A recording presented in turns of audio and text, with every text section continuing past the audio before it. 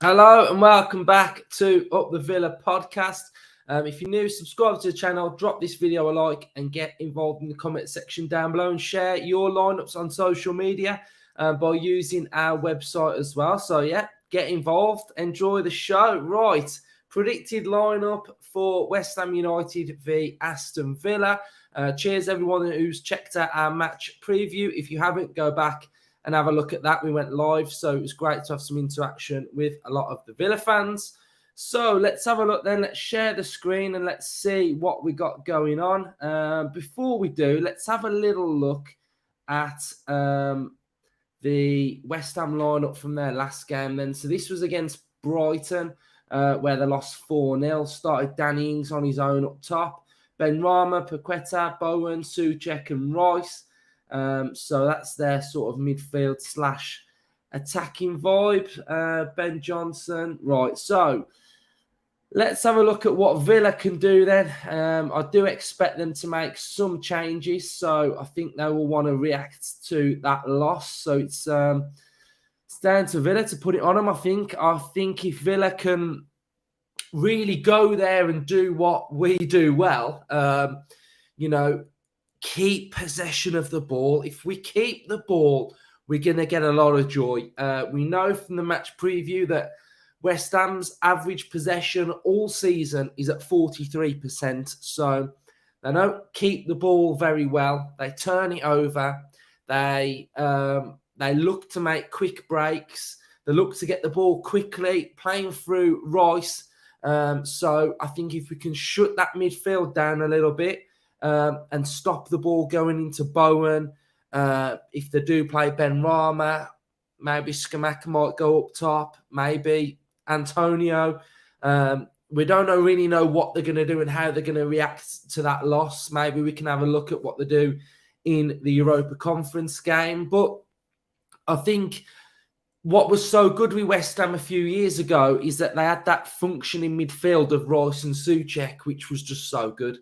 You know, it was so good at just churning out the ball and just, it was like a well-oiled machine, weren't it? It would go into them pair and then it would go out wide and it would just, either would retrieve the ball well, but it just looks like it's not working as much. They don't have a foothold in the game. They're really low on confidence. So it's down to us to go there and keep the ball. If we keep the ball, stay in the game, if we get an early goal in this game, for me, it's game over.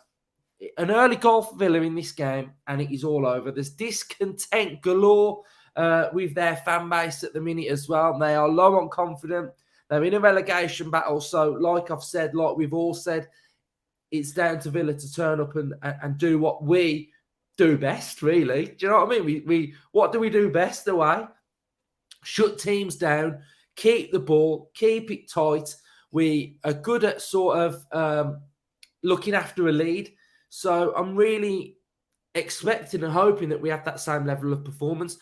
The one area where we're going to struggle in the game is central midfield without Boubacar Kamara. So let's have a look at how I think we are going to set up in this game. So it will be Martinez in goal.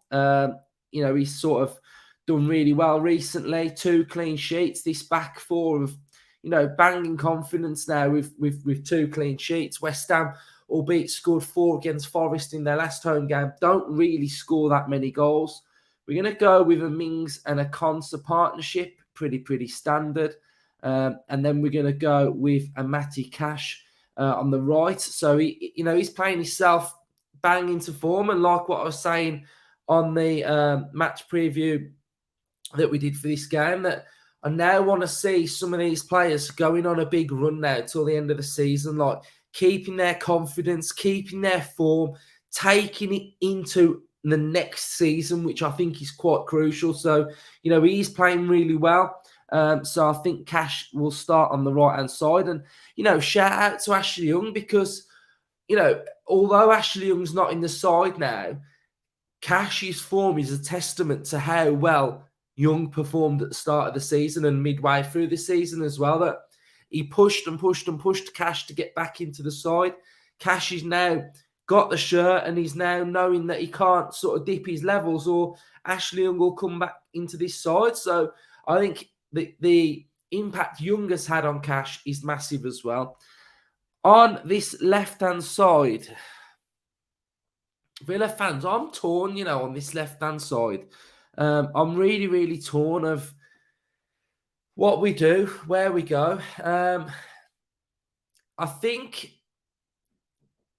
here's my opinion on this left-hand side then.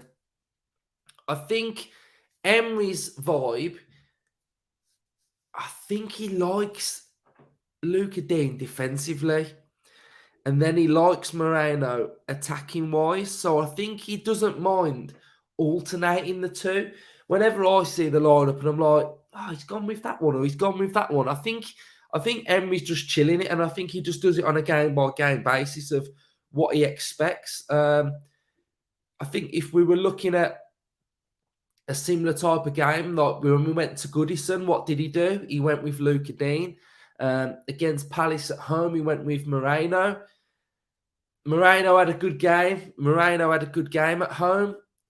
And I'd like to say that you'd have a good game and you keep your place. So I think we'll go with Moreno, but I wouldn't be surprised if he puts Luca Dean in, because I just think he does it game on game, I think. So, let's just see how that one is. But I think if you had to ask me who's the better going forward, I'd say Moreno. Who's the better defensively? I don't know. It's a tough one. Right. Double pivot. Right. We know Luiz is going to start. And I think I've got a bit of a different opinion to some on this central midfield area, because a lot of people were saying that they feel like Kamara is a massive loss over Luiz, but and I agree, and I'm not saying that Kamara's not going to be a massive loss, because he obviously is, but I think Luiz is the one that does get us ticking a little bit on the ball. I think he gets us motoring, Luiz. So I think Luiz is doing well at the minute in this double pivot as well. Like they both are, like they both work hand in hand, don't they? So what am I going on about? But yeah, I think Luiz is good because he gets on it and he starts popping the passes and he sort of sets that bit of a tempo. And Kamara's like the recovery, the knowing where to be at the right time. And I think that's what we'll miss. But time to step up. And I'm going to go with, because I'm not sure where Dendoncker is at the minute, I'm going to go Chambers. I think Chambers was good against Palace.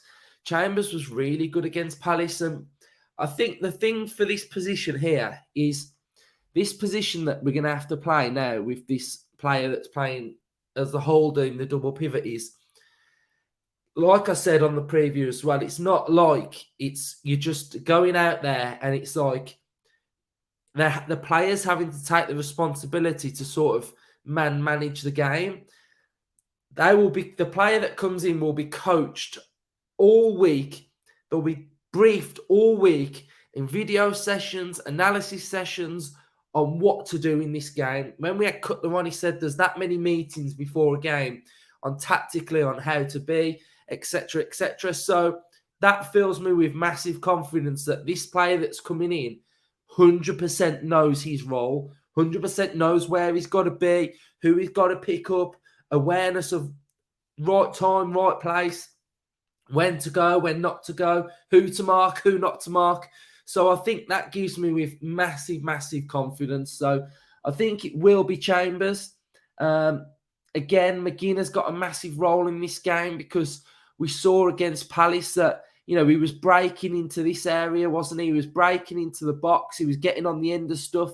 But I want to see him in this area as well, helping out a little bit, because I think if this area is going to be swamped by Declan Rice and Souček, then I sort of want McGinn in there as well to be helping out a little bit. So McGinn's role for me in this game is all around this curve here.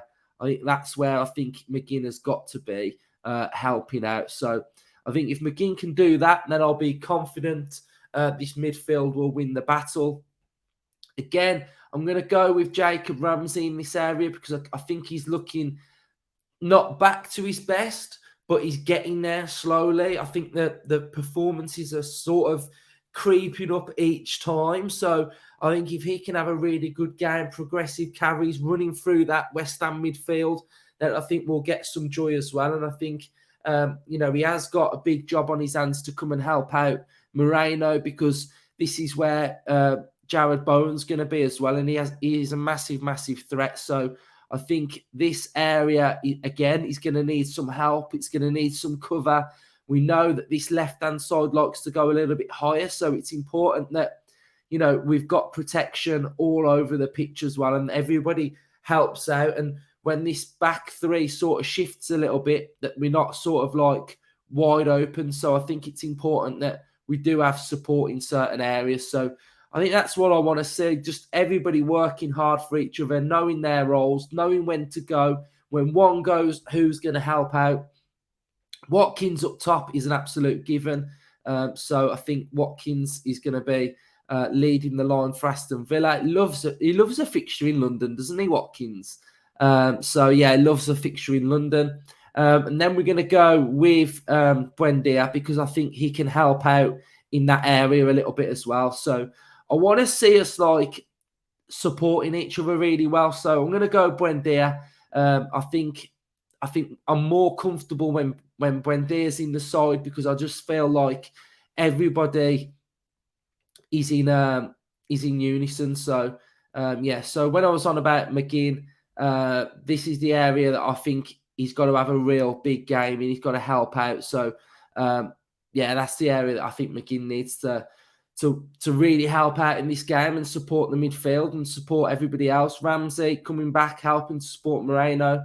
When Moreno goes forward, we need to be careful of the spacing behind the back when it shifts into a back three as well. Needs to look a little bit like that. So I think that's how I think we're going to set up. Looking forward to the game. Can't wait to go with Justin.